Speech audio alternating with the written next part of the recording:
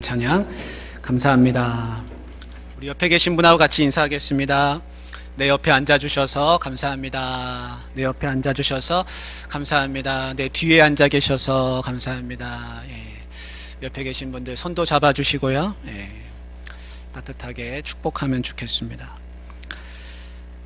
옆에 이제 지금 여기 양초가 하나 켜져 있는데 오늘 대림절 첫 번째 주일입니다. 대림절은 예수님 오시기를 기다리는 그런 주일이 이제 대림절기입니다. 그런 절기가 있죠. 그래서 첫 번째, 두 번째, 세 번째, 네 번째 이렇게 절기를 보내고 이제 성탄절이 오게 됩니다. 여러분, 그리스도인은요 기다리는 사람들입니다. 예수님 오실 것을 믿고 기다리는 사람들이에요. 그래서 이 기다림은 신실한 그리스도인들에게는 큰 소망이 됩니다. 여러분, 춘향이가 이몽룡을 기다리는데요, 옥에도 갇히고 고난을 많이 당하면서도 끝까지 기다리는 겁니다. 기다리면서 오히려 사랑이 더 커졌습니다. 기다리면서 소망을 버리지 않았습니다. 우리도 마찬가지입니다. 우리도 주님 오실 날이 언젠지는 모르지만 계속 기다리는 겁니다. 기다리면서 소망이 더 커집니다. 버리지 않습니다. 사랑이 더 커집니다. 그래서 기다림이 소중한 것입니다. 여러분, 잘 기다리실 수 있기를 바랍니다. 어떻게 하면 잘 기다릴까? 날짜를 알려주십시오. 그러면 잘 기다리겠습니다. 날짜를 알려줘야 우리가 잘 기다릴 수 있을 것 같은데, 성경은 잘 기다리는 방법에 대해서 몇 가지 이제 알려주는데요, 날짜를 안 가르쳐 주십니다. 예수님이 오시기는 오신다. 근데 날짜는 모른다. 그때는 아무도 모른다. 예수님도 그러셨습니다. 나도 모른다. 오직 아버지만 아시느니라. 그래서 어떤 사람이 만약에 나는 그 날짜를 압니다 그러면요, 거짓말이구나, 속이고 있구나, 그렇게 생각하면 됩니다. 왜냐하면 자기가 하나님이라고 생각하는 거죠. 아버지만 아신다. 예수님이 그렇게 말씀하셨습니다. 우리가 한번 생각해 보기를 원합니다. 언뜻 생각하면은 날짜를 가르쳐주면 잘 기다릴 수 있을 것 같습니다. 그렇죠? 근데 여러분 한번 이런 상상을 한번 해보십시오. 학생들이 이제 공부를 하다가 선생님이 시험을 친다. 날짜를 가르쳐 줍니다. 그러면 공부하면서 그 시험 날짜에 맞춰가지고 모든 걸 다 집중합니다. 그 시험을 잘 치르기 위해서 그 날짜에 모든 것을 맞추는 것이죠. 근데 여러분 한번 생각해 보십시오. 여러분 학생 때로 돌아가 보십시오. 여러분 그렇게 하셨습니까? 선생님이 시험 날짜 가르쳐 주시면 미리미리 다 준비하셨습니까? 우리나라의 수능 시험 날짜는 여러분 항상 똑같습니다. 수능 시험 날짜는 11월 그 목요일 아니면 수요일 늘 똑같아요. 그러면 이 지구상에 있는, 우리 지구상이 아니라 우리 대한민국에 있는 40만 50만 되는 수험생들은 다 그 날짜를 알고 있습니다. 그런데 여러분 학생들의 마음이 다 똑같습니까? 선생님이 시험 날짜 가르쳐 주면요, 요거는 일주일이면 되겠네, 일주일 치네 생각하고 편하게 지내다가 일주일 남겨놓고 막 공부해서 벼락치기 합니다. 요거는 한 달이면 되겠네 생각하고 한 달 남겨놓고 공부합니다. 날짜 가르쳐 준다고 해서 다 시험 잘 보는 게 아니더라는 겁니다.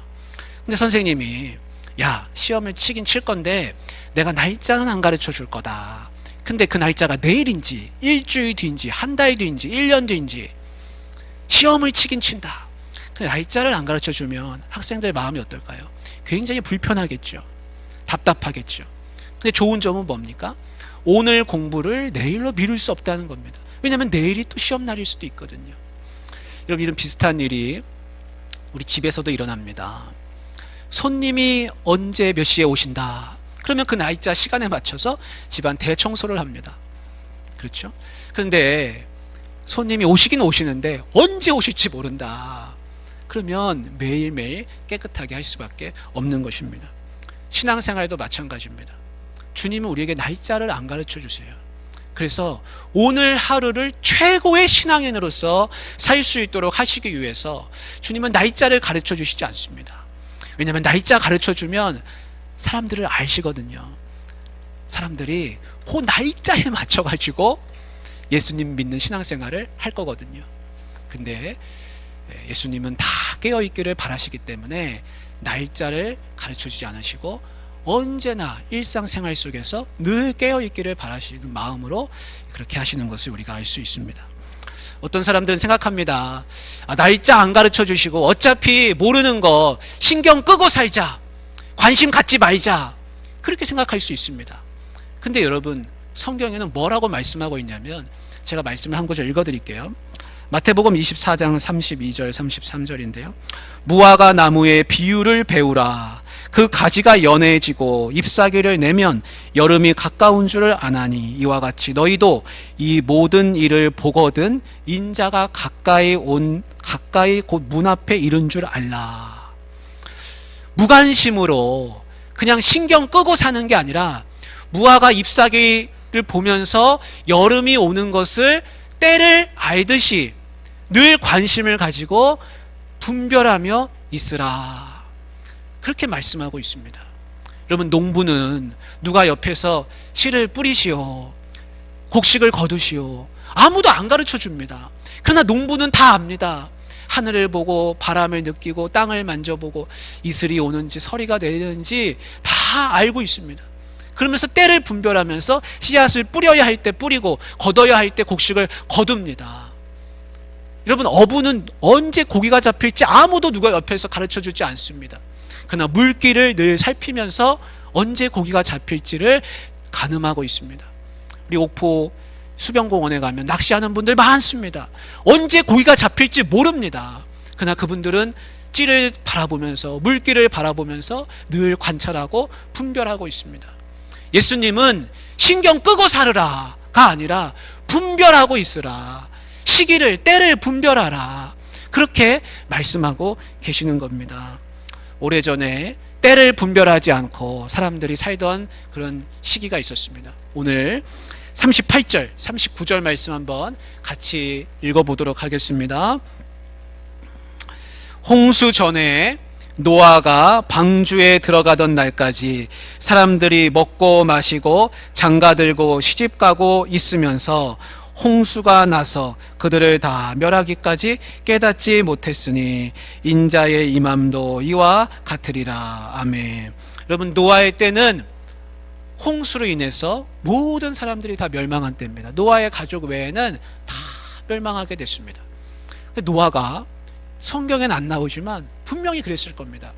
여러분, 홍수가 있을 겁니다. 홍수가 있을 거예요. 하나님이 악이 가득하다고 하십니다. 사람 지으심을 한탄하고 계십니다. 여러분, 돌아오십시오. 회개하십시오. 홍수가 반드시 있습니다. 그날이 옵니다. 분명히 그렇게 말했을 겁니다.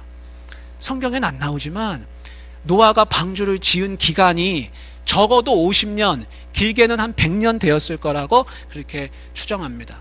그러면 사람들이 와서 물어봤을 겁니다. 당신은 지금 뭘 짓고 있어? 왜 이렇게 큰 배를 짓고 있는 거요? 그러면 노아가 대답하겠죠. 그날이 있습니다. 그때가 있습니다. 홍수가 임할 겁니다. 아니, 무슨 홍수가 있다는 거요? 그날이 있습니다. 돌아오시오. 하나님 앞으로 오시오. 그렇게 수십 번, 수백 번 목이 닳도록 외쳤을 겁니다. 그 오랜 기간 동안 그 짓고 있는 방주가 그들에게 표적이 되었을 겁니다. 그렇지만 성경에는 뭐라고 말씀하냐면, 노아가 방주에 들어가는 날까지 사람들은 먹고 마시고 장가들고 시집가고 했다. 아무도 깨닫지 못했다. 그렇게 말씀하고 있습니다. 여러분, 먹고 마시고 장가들고 시집가는 거, 그게 뭐 잘못됐습니까? 아니, 먹고 마시고 장가들고 시집 가야 되잖아요. 그게 일상생활입니다. 그런데 문제는 뭡니까? 먹고 마시고 장가들고 시집 가는 거 외에는 관심이 없는 겁니다. 노아의 가족 외에는 아무도 하나님께 관심을 두는 사람이 없습니다. 지금 이 시대에도 똑같습니다. 사람들에게 그때가 있습니다. 그날이 있습니다. 주님 오시는 날이 있습니다. 마지막이 있습니다. 라고 말해줘도요, 사람들은 먹고 마시고 장가들고 시집 가는 거 외에는 관심이 없는 겁니다. 기다림이 우리에게 중요한 이유는 무엇입니까? 우리의 일상의 삶 속에서 우리가 주님 앞에 마음을 두기 위함인 것입니다. 춘향이는 기다리는 동안에 허송세월하지 않았습니다. 기다리는 동안 이몽룡에게 계속 마음을 두었습니다. 우리도 마찬가지입니다. 기다리는 동안 우리의 마음을 주님 앞에 두는 겁니다. 그래서 이 기다림이 필요합니다. 엄마를 기다리는 아이는 마음을 계속 엄마한테 두고 있습니다. 엄마가 언제 오실까? 엄마가 언제 오실까? 엄마를 기다리면서 마음을 엄마한테 두고 있습니다. 성경은 우리에게 말씀합니다. 이 기다리는 시간이 허송세월하는 시간이 아니라, 불필요한 시간이 아니라 너희에게 필요한 시간이라. 마음을 주님께 두라. 그 기다림을 준비하고 있으라. 그렇게 말씀하는 것입니다. 먹고 마시고 장가들고 시집 가되 깨어있지 않으면요, 주님께 마음을 둘 수가 없습니다. 노아의 시대 사람들처럼 지극히 인간적이고 지극히 자기중심적인 생활만 하다가 인생이 끝나고 마는 것입니다. 그런데 역사는요, 반복되곤 합니다. 노아의 시대 때 그런 일이 있었는데 아브라함과 롯의 시대에는 무슨 일이 있었는가? 소돔과 고모라가 멸망당하게 되는 겁니다. 롯한테는요, 두 딸이 있었습니다. 근데 그 두 딸이 시집 가려고 사귀는 남자가 있었어요. 그래서 만나는 두 남자가 있었는데 롯이 그 사위들한테 그랬습니다. 사위될 사람들한테, 이보시오, 큰일 났어. 하나님이 이 소돔과 고모라 성읍을 지금 멸하려고 하시오. 유황불에 멸망당하게 될 것이오. 그러니 어서 빨리 이 성을 빠져나가게나. 그렇게 이야기했습니다. 그랬더니 그 두 사위는 그 말을 농담으로 여겼다. 그렇게 성경에 말씀하고 있습니다. 이 시대도 똑같습니다. 사람들에게 마지막이 얼마 남지 않았습니다. 최후의 날이 곧 올 겁니다. 당신에게 시간이 많지 않습니다. 돌아오시오. 가정으로 돌아오시오. 당신을 힘들게 하는 그 모든 악한 것을 끊어내고 죄에서 돌이키고 돌아오시오 라고 말해줘도요, 뭐라고 듣냐면 농담으로 듣습니다. 농담으로. 제가 예전에 영화를 하나 봤거든요. 그 제목이 Don't Look Up 이라는 제목인데요, 하늘을 바라보지 마라, 위를 쳐다보지 말아라, 그런 제목입니다. 아마 보신 분들 혹시 있을지 모르겠습니다. 이런 내용입니다. 대학에 별을 관측하는 이제 대학 교수님하고 그 연구생들하고 연구원생들하고 늘 별을 관측하고 있어요. 연구하고 있습니다. 그러다가 어느 날 혜성을 하나 발견했습니다. 다 기뻐했습니다. 야, 우리가 이거 최초로 발견한 혜성이다. 우리 이름을 붙이자. 근데 그 혜성을 잘 관측해 보니까요, 혜성이 어디로 날아오고 있냐면 그 경로가 지구로 오는 겁니다. 몇 번을 계산해 봐도 틀리지 않습니다. 그래서 사람들에게 알리기 시작합니다. 혜성이 오고 있습니다. 대통령도 만나기로 하고 방송국도 출연하기로 했습니다. 대통령을 만났습니다. 그랬더니 대통령은 너무 바빠요. 들어줄 시간이 없습니다. 대충 듣습니다. 방송국에 나갔습니다. 사람들에게 외쳤습니다. 근데 사람들은 그걸 쇼로 듭니다. 쇼로 듣습니다. 다 웃습니다. 조롱합니다. 시청률에만 신경 씁니다. 인터넷에 알렸더니 사람들이 다 조롱을 해요. 그러다 점점 많은 사람들이 진짜 혜성이 온다는 것을 다 알게 됩니다. 근데요, 사람들이 두 종류의 사람들로 나눠졌습니다. 어떤 사람들이냐? 이 깨어있는 사람들은 just look up, 위를 보시오. 혜성이 오고 있습니다. 그 날이 정해져 있습니다. 반드시 충돌하게 되어 있습니다. 그걸 알리는 거예요. just look up, 위를 보시오 라는 사람들이 있고, 또 다른 한편에서는 don't look up, 위를 쳐다보지 마시오, 외면하시오. 두 부류의 사람들로 나눠졌습니다. 근데 어느 날요, 진짜 밤하늘을 보니까요, 이 혜성이 지구로 가까이 오다가 지구를 이제 돌고 돌아가지고 지구와 충돌하게 되는데, 그 돌고 도는 그때의 밤하늘을 보니까 진짜 별똥별처럼 밤하늘에서 움직이는 혜성이 눈앞에 보이는 겁니다. 근데 이미 그때는 모든 대처가 다 늦고 말았습니다. 대처할 수도 없습니다. 이제 충돌 날짜는 정해졌습니다. 사람들은 어떻게 할까요? 사람들은요, 다 쾌락에 빠지고 뺏고 훔치고 싸우고 도둑질하고 내일이 없는 사람처럼 되고 말았습니다. 진짜 내일이 없는 것이죠. 근데 그 주인공들은 그 마지막 날 밤에 가정집에 모였습니다. 그리고 이제 충돌을 앞두고서 마지막 저녁 식사를 합니다. 저녁 식사를 하는데 그들이 다 손을 붙잡고서 식사 도중에 이런 기도를 하게 됩니다. 하늘에 계신 아버지, 전능하신 주여, 오만한 저희가 은총을 구하나이다. 의심 많은 저희를 용서하소서. 또한 주여, 이 어두운 시기를 사랑으로 위로하시고 무엇이 닥쳐오든 당신의 담대함으로 받아들이게 하소서. 아멘. 그러면서 그들은 최후의 순간을 맞이하게 됐습니다. 여러분, 지금도 똑같습니다. 사람들에게 그날이 있습니다. 반드시 그날이 있습니다. 주님 오시는 날이 있습니다. 당신에게 최후의 순간이 있습니다 라고 이야기해줘도요, 사람들은요 외면합니다. 노아의 홍수 시대에도 그랬고, 롯과 아브라함의 시대, 소돔과 고모라 성읍에서도 그랬고, 예수님의 시대에도 그랬고, 지금 21세기에도 이야기해줘도 사람들은 그 이야기를 듣지 않습니다. 성경은 깨어있으라. 어느 날에 주가 임하였는지 알지 못함이라. 너희도 준비하고 있으라. 생각하지 않은 때에 인자가 오리라. 생각하지 않은 때에 오리라 하셨습니다. 한 주인에게 두 종이 있었습니다. 그 주인이 멀리 떠나면서 두 종에게 집안 살림을 맡겼습니다. 근데 악하고 게으른 종은 주인이 온다고 해가지고 기다렸더니 주인이 안 오는 겁니다. 아니, 기다려도 안 오고, 기다려도 안 오고, 한 해 가고, 두 해 가고, 세 해 가고.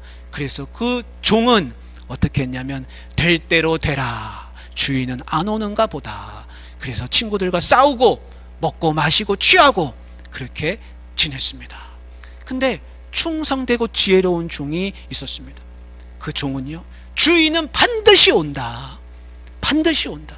그래서 때를 따라 일꾼들에게 양식을 나눠주고, 아침밥 주고, 점심밥 주고, 저녁밥 주고, 열심히 집안 살림을 돌보았습니다. 결국 그들이 알지 못하는 시각에 주인이 돌아왔습니다. 그리고 착하고 충성된 종에게는 집안의 모든 살림을 다 맡겨주면서 네가 다 맡아라 했습니다. 그리고 악하고 게으른 종에게는 너는 밖에 가서 슬피 울어라 쫓아냈다고 합니다. 여러분, 주님 오시는 그날이 있습니다. 그날에는요, 밭에서 일하다가 한 사람은 데려감을 당하고 한 사람은 버려짐을 당합니다. 두 여인이 맷돌질을 하다가 한 사람은 데려감을 당하고 한 사람은 버려짐을 당합니다. 똑같이 밭에서 일하고, 똑같이 맷돌질하고, 똑같이 운전하고, 똑같이 회사에서 일하고, 똑같이 길을 걷다가 한 사람은 데려감을 당하고 한 사람은 버려짐을 당하는 것입니다. 주님 오시는 그날은 구별되는 날입니다. 그래서 주님이 그러셨습니다. 목자가 오른편에는 양들을 모으고 왼편에는 염소들을 모았다. 오른편에 있는 양들은 평소에 주변 사람들을 잘 돌보는 사람들이었는데 그들에게는 영생이 있을 것이라 선물을 주었고, 자기만 알고 살던 그 염소들에게는 영벌을 주셨다고 말씀합니다. 여러분, 주님 오시는 그날은 결산하는 날입니다. 주인이 종들을 다 불러 모으고 내가 준 달란트와 시간으로 너희는 무엇을 하였느냐. 예, 이렇게 했습니다. 이렇게 했습니다. 그 주인을 기쁘게 하는 사람들은 다 상을 받지만 악하고 게으른 종, 썩혀두고 묵혀두고 주인이 올 거라는 것을 까맣게 잊어버리고 살한 그 종에게는 밖에 가서 슬피 울어라 쫓겨남을 당한다 그랬습니다. 성경은 우리에게요, 될 대로 되라는 식으로 살라고 가르치고 있지 않습니다. 기다리고 있으라. 깨어 있으라. 도둑이 언제 올지 모르는 것처럼 내 집을 지키는 사람처럼 깨어 있으라. 그렇게 말씀합니다. 사랑하는 우리 귀한 성도님들, 주님 언제 오실지는 우리가 알지 못하나 다 같이 깨어 있어서 내일 당장 오시더라도 아쉬움 없고 원망 없고 두려움 없이 주님을 기쁨으로 맞이하면서 여러분 지내실 수 있기를 주님의 이름으로 축복합니다.